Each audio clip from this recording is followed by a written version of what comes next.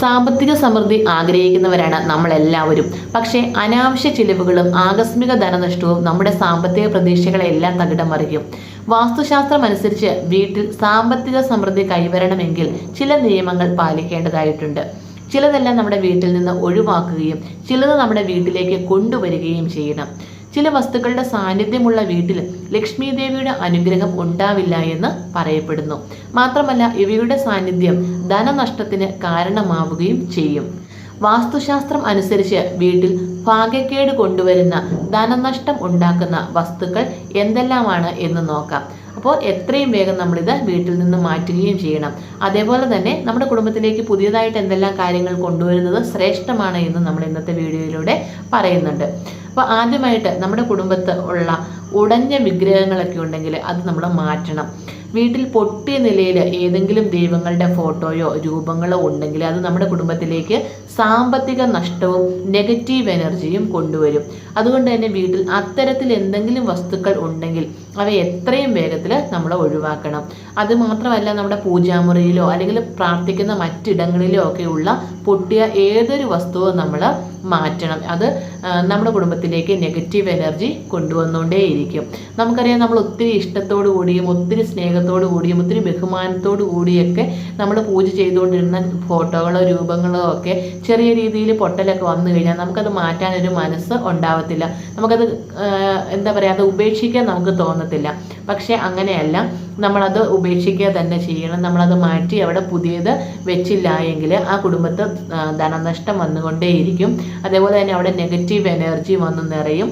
അപ്പോൾ ഉടഞ്ഞ വിഗ്രഹങ്ങളോ ഫോട്ടോകളോ നമ്മുടെ കുടുംബത്ത് വെക്കാൻ പാടില്ല.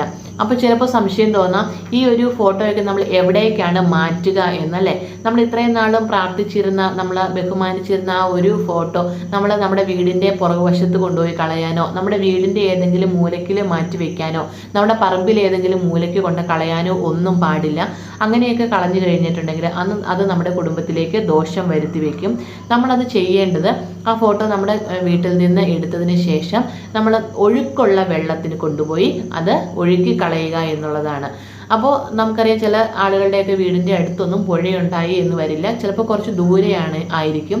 എന്നിരുന്നാലും നമ്മൾ ആ ദൂരെ കൊണ്ടുപോയി എവിടെയാണോ പുഴയുള്ളത്, അല്ലെങ്കിൽ ഒഴുകുന്ന പുഴ എന്നില്ല, ഒഴുകുന്ന വെള്ളം, ചെറിയ തോടോ അങ്ങനെയൊക്കെ ആയാലും കുഴപ്പമൊന്നുമില്ല, അത് ഒഴുകി പോകാനായിട്ട് ഉള്ള വെള്ളം ഉള്ള ആ ഒഴുക്കുള്ള വെള്ളത്തിൽ കൊണ്ടുപോയി കളയുകയാണെങ്കിൽ നമുക്കത് ദോഷമൊന്നും വരുത്തി വെക്കത്തില്ല.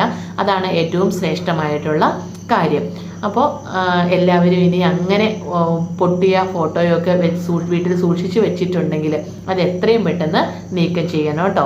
അതേപോലെ തന്നെ കേടുപാട് വന്ന ഫർണിച്ചറുകൾ, അതിപ്പോൾ മേശയോ കസേരയോ അങ്ങനെ പൊട്ടിയ നിലയിലുള്ള ഫർണിച്ചറുകൾ നമ്മുടെ വീട്ടിൽ സൂക്ഷിക്കുന്നത് അശുഭകരമാണ് എന്ന് പറയപ്പെടുന്നു. വാസ്തുശാസ്ത്രം അനുസരിച്ച് അത്തരം വസ്തുക്കൾ വീടിന് ദോഷം വരുത്തി വയ്ക്കും. എത്രയും പെട്ടെന്ന് നമ്മൾ അത്തരം വസ്തുക്കൾ നമ്മുടെ വീട്ടിൽ നിന്ന് ഒഴിവാക്കണം. കാരണം എന്ന് പറയുന്നത്, അത് നമ്മുടെ വീട്ടിലിരിക്കും തോറും നമ്മുടെ കുടുംബത്തിലേക്ക് നെഗറ്റീവ് എനർജി കൊണ്ടുവരും. അപ്പം നെഗറ്റീവ് എനർജി വന്നു കഴിഞ്ഞിട്ടുണ്ടെങ്കിൽ നമ്മുടെ കുടുംബത്തിൽ ധനനഷ്ടം ഉണ്ടാവും, നമുക്ക് മനസ്സിന് സ്വസ്ഥതയില്ലാതെയാവും, നമ്മുടെ കുടുംബത്തെ മൊത്തത്തിലൊരു നെഗറ്റീവ് ഫീൽ ചെയ്യും. നമുക്ക് നമ്മുടെ കുടുംബത്തിൽ എപ്പോഴും പോസിറ്റീവ് എനർജി നിറഞ്ഞ് നിലനിർത്തുക എന്നുള്ളതാണ് വാസ്തുശാസ്ത്രം എന്നതുകൊണ്ട് നമ്മൾ ഉദ്ദേശിക്കുന്നത്.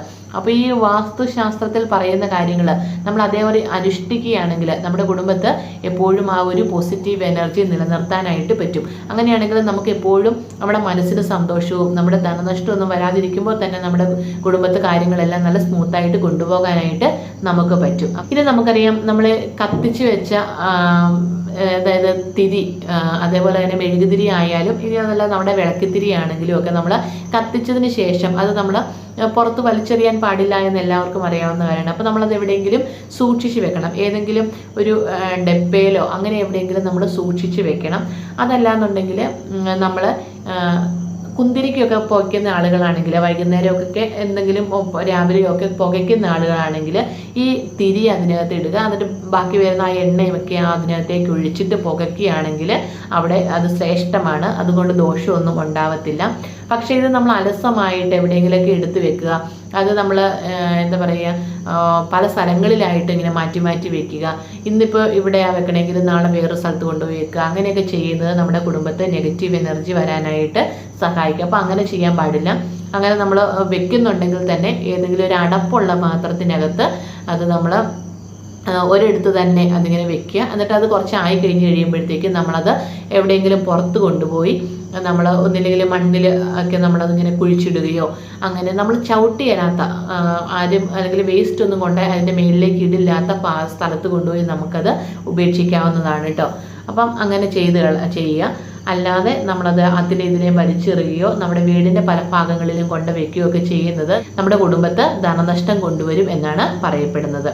അതുപോലെ തന്നെ പഴകിയതും ഉപയോഗമില്ലാത്തതുമായിട്ടുള്ള വസ്ത്രം, അതായത് ഇങ്ങനെ കീറി പറഞ്ഞതോ പഴകിയതോ അല്ലെങ്കിൽ നമ്മുടെ വീട്ടിലിങ്ങനെ കുന്നുകൂടിയൊക്കെ കിടക്കുന്നുണ്ടാവുമല്ലോ, അങ്ങനെയൊക്കെയുള്ള വസ്തുക്കൾ നമ്മുടെ കുടുംബത്തിരിക്കുന്നത് അശുഭകരമാണ് എന്ന് പറയപ്പെടുന്നു. അപ്പോൾ നമ്മളിങ്ങനെ വസ്ത്രങ്ങളുടെ അളവ് കൂടുന്നതനുസരിച്ച് വീട്ടിൽ ഈ നെഗറ്റീവ് എനർജിയും കൂടും. കാരണം എന്ന് പറയുന്നത് നമ്മളത് അടുക്കി പറക്കാതെ ഉപയോഗിക്കാതെ പൊടി പിടിച്ച് അങ്ങനെ നമ്മൾ അലമാരിയിലാണെങ്കിലും അല്ലെങ്കിൽ പഴയ ഏതെങ്കിലും പെട്ടികളുടെ അകത്താണെങ്കിലും അല്ലെങ്കിൽ എവിടെയെങ്കിലുമൊക്കെ ഇങ്ങനെ കെട്ടിപ്പൂട്ടിയൊക്കെ വെച്ചിട്ടുണ്ടെങ്കിൽ അതെന്ന് പറയുന്നത് നമ്മുടെ കുടുംബത്ത് അശുഭകരമായിട്ടുള്ള ആ ഒരു നെഗറ്റീവ് എനർജി വന്നു ചേരും. അപ്പോൾ അതുകൊണ്ട് നമ്മൾ അത്തരമുള്ള വസ്തുക്കൾ അത്തരമുള്ള വസ്ത്രങ്ങൾ നമ്മുടെ കുടുംബത്തുണ്ടെങ്കിൽ നമുക്കത് ഉപയോഗിക്കാവുന്നതാണെങ്കിൽ മറ്റ് ആളുകൾക്കത് കൊടുക്കുക. അതല്ല എന്നുണ്ടെങ്കിൽ നമ്മളത് നശിപ്പിച്ച് കളയുകയോ എന്തെങ്കിലും ചെയ്യുക. അല്ലാതെ നമ്മൾ അതിങ്ങനെ വീട്ടിൽ കുന്നുകൂട്ടി ഇട്ടേക്കാനായിട്ട് പാടില്ല. അപ്പോൾ നമുക്കറിയില്ല, നമ്മുടെ വീട്ടിലേക്ക് നമ്മൾ ഒരു മുറിക്കകത്തേക്കൊക്കെ കയറി ചെന്ന് കഴിഞ്ഞിട്ടുണ്ടെങ്കിൽ അവിടെ നമുക്ക് അവിടെ ഇവിടെയൊക്കെ അലങ്കോലപ്പെട്ടൊക്കെ കിടന്നു കഴിയുമ്പോഴത്തേക്കും അങ്ങോട്ട് കയറാനേ തോന്നില്ല. നമുക്ക് തന്നെ ആകെ ഒരു മുഷിച്ചിലായിരിക്കും അല്ലെ ആ മുറിക്കകത്തേക്കൊക്കെ കയറി കഴിഞ്ഞ് കഴിഞ്ഞാൽ. അപ്പോൾ ഒന്ന് ഓർത്ത് നോക്കിയേ, നമ്മുടെ ഭഗവാന് ആ ഒരു വീട്ടിലേക്ക് കടന്നു വന്ന് കഴിഞ്ഞ് കഴിയുമ്പോൾ ആ ഒരു വീട്ടിൽ ഏതെങ്കിലും മൂലയ്ക്കൊക്കെ ഇങ്ങനെ വസ്ത്രങ്ങളൊക്കെ കൂട്ടിയിട്ടിരിക്കുകയാണെങ്കിൽ അല്ലെങ്കിൽ ഇങ്ങനെ നമ്മൾ ഉപയോഗിക്കാതെ പൊടി പിടിച്ചൊക്കെ ഏതെങ്കിലും പെട്ടിക്കകത്തൊക്കെ ഇരിക്കുകയാണെങ്കിൽ അതൊക്കെ എത്രമാത്രം ആ ഭഗവാൻ അവിടെ നിൽക്കാനായിട്ട് തോന്നത്തില്ല. മഹാലക്ഷ്മി ആണെങ്കിലൊക്കെ വന്ന ഉടനെ തന്നെ തിരിച്ചു പോകും. അതുകൊണ്ട് നമ്മൾ അങ്ങനെയുള്ള പഴകിയതും ഉപയോഗശൂന്യമായിട്ടുള്ള വസ്ത്രങ്ങളെല്ലാം നമ്മളത് മാറ്റുക തന്നെ ചെയ്യണം. പിന്നെ നമുക്കറിയാം, ഇൻഡോർ പ്ലാന്റ്സ് ഇഷ്ടമുള്ള ആളുകളാണ് നമ്മളെല്ലാവരും. നമ്മുടെ വീടിൻ്റെ അകത്ത് നമ്മളിപ്പോൾ ചെടികളും അതുപോലെ തന്നെ നല്ല പൂക്കളൊക്കെ വിരിയിക്കാനൊക്കെ ഇഷ്ടമുള്ള ആളുകൾ അങ്ങനെ ഉള്ള ചെടികളും ഒക്കെ നട്ട് പിടിപ്പിച്ചിട്ടുണ്ടാവും.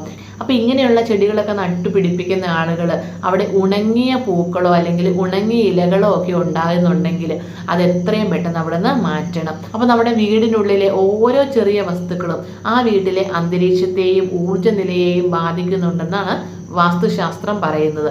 അതുകൊണ്ട് തന്നെയാണ് ഇങ്ങനെ ഉണങ്ങിയ പൂക്കളോ ഇലകളോ ചെടികളോ വീട്ടിൽ നമ്മൾ സൂക്ഷിക്കുന്നത് നല്ലതല്ല എന്ന് പറയപ്പെടുന്നത്. ഇവ നമ്മുടെ കുടുംബത്തേക്ക് സാമ്പത്തിക നഷ്ടം വരുത്തിവെക്കും.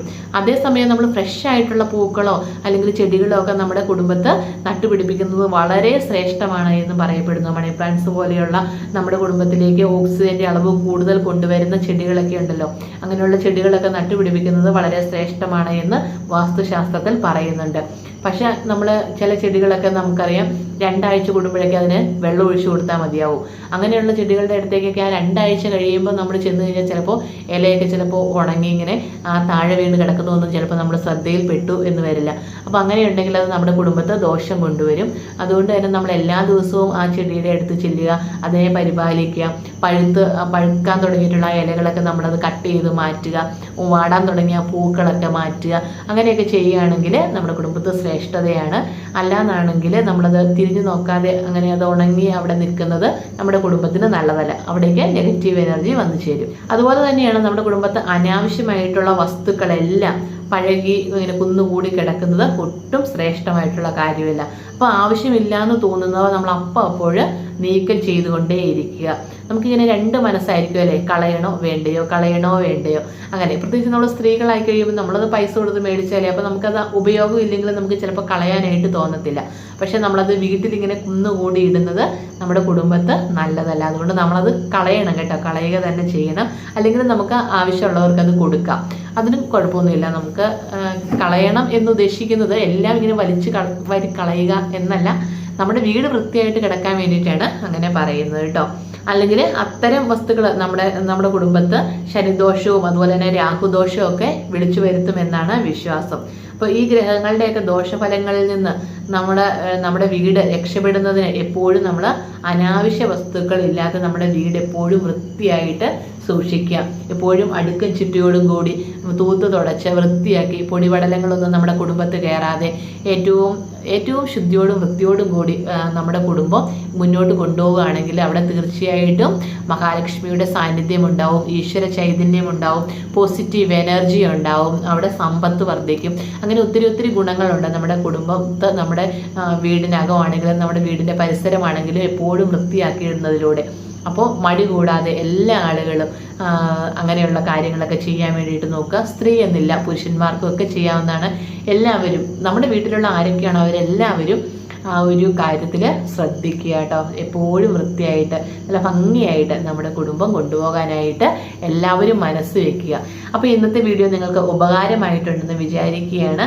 അപ്പോൾ ഞാൻ ഈ പറഞ്ഞതിനകത്ത് എന്തെങ്കിലും സംശയമുണ്ടെങ്കിൽ തീർച്ചയായിട്ടും നിങ്ങൾക്ക് കമൻറ്റ് ബോക്സിൽ ചോദിക്കാവുന്നതാണ്. എല്ലാവരെയും ഈശ്വരൻ അനുഗ്രഹിക്കട്ടെ എന്ന് പ്രാർത്ഥിച്ചുകൊണ്ട് എത്രയും പെട്ടെന്ന് അടുത്ത വീഡിയോയിലൂടെ നമുക്ക് വീണ്ടും കാണാം. നന്ദി, നമസ്കാരം.